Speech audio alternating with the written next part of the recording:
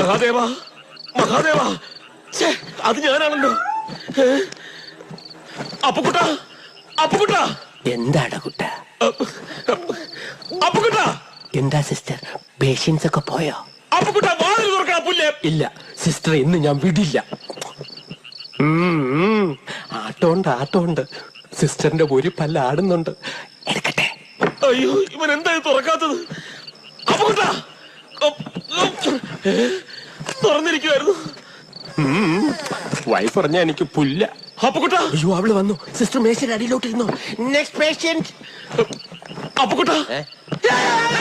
ആരാടി നീ? ഡിയാ. ആരാ ബാക്കില്? ഡിയല്ലടാ. എടാ ഞാനാ മഹാദേവൻ. നീ എന്താ ഈ നൈറ്റി ഒക്കെ ഇട്ടോണ്ട്? ഇത് നൈറ്റി ഒന്നും അല്ലടാ പോത്തെ. ഇത് ഞങ്ങൾ ഗൾഫിൽ എടുത്ത ഗൗണാ. നീ എന്തിനാ ഇപ്പൊ ഇങ്ങോട്ട് വന്നത്? നീ എന്നെ വിളിച്ച? ഇല്ല. ഇല്ലേ? വിളിക്കുന്ന പോലെ ഞാൻ കേട്ടല്ല. എന്നിട്ട് ഞാൻ കേട്ടില്ലല്ലോ. ആരാ ബാക്കില്? ഒന്നുമില്ല. നീ വിളിച്ച്, അതാ ഞാൻ ഇങ്ങോട്ട് വന്നത്. ഇല്ലെന്ന് പറഞ്ഞില്ലേ? നീ വിളിച്ച്. വെറുതെ മെനക്കെടുത്താ നീ പോയി കിടന്നുറങ്ങ. നീ വിളിച്ച്. നിനക്ക് പേടിയുണ്ടല്ലേ?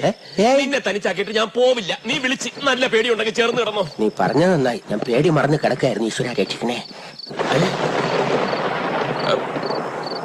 ആരാ ആരാ ബാക്കില്? എന്താ പുല്ലേ?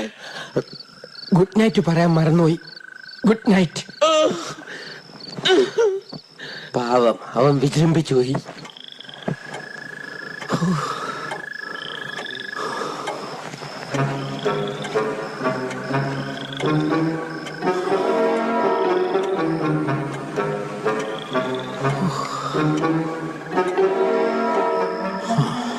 മനസ്സിന് ധൈര്യം ഉണ്ടെങ്കിൽ പിന്നെ എന്ത് പേടിക്കാൻ?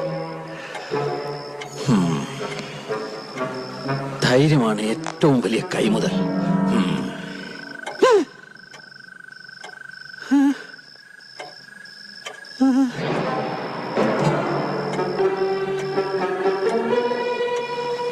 ഒന്ന്, രണ്ട്, മൂന്ന്.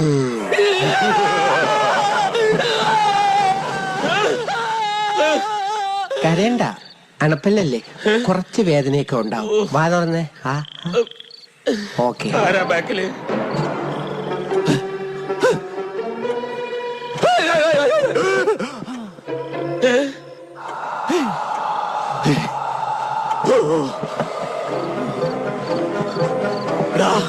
ഇവിടെ ആരുമില്ലേ? Sister, next patient. ആരുമില്ലേ?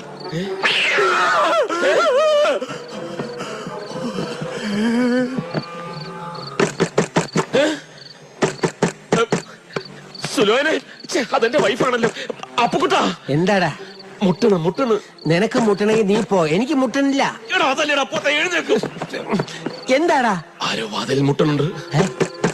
അത്രേ ഉള്ളോ? ദാ വരുന്നു. Yes, come in.